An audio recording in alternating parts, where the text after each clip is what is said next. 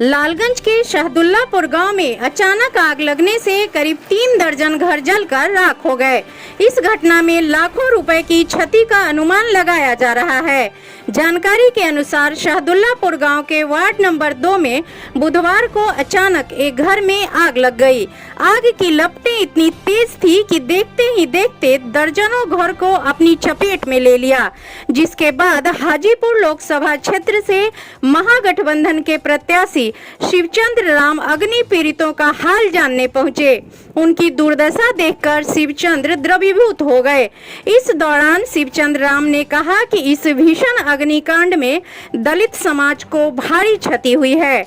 उन्होंने अग्नि पीड़ितों के लिए प्रशासन से भोजन, पानी, आशियाना के अलावा क्षतिपूर्ति की राशि देने की मांग की है। आगे उन्होंने क्या कुछ कहा, देखिए इस रिपोर्ट में। एक बड़ी त्रासदी हुई है, कई घर जल गए हैं। क्या कुछ पता चला है यहाँ पर आने पर? देखिए, आग एकाएक लगा है और सारे दलित समाज के लोग हैं और इसमें एक सामान नहीं बचा। मैं अभी हाजीपुर में कैंपेनिंग कर रहा था चुनाव का। जब यहाँ के लोगों ने जब रो के जब सूचना दी हमको, तो हम लोगों ने प्रशासन से बात कर करके तुरंत दमकल का व्यवस्था करवाया और दमकल के बाद व्यवस्था कराने के बाद इसको किसी तरह से काबू को काबू पाया गया। अभी मैं स्थल पर आया हूँ। स्थल पर आने के बाद रूह कांप गया।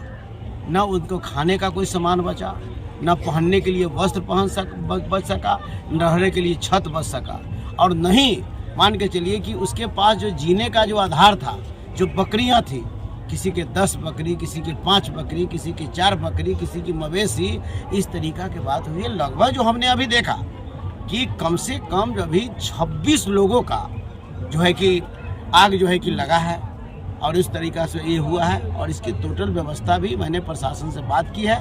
जो सरकार के द्वारा जो व्यवस्था है, मैंने मांग की है कि अभिलंब जो है कि यहाँ टेंट लगा करके इसकी खाना पूरी के सरकार के द्वारा जो मानक जो है इनका जो है वो दिया जाए, और साथ साथ सभी को अभिलंब इंदिरा आवास दिया जाए।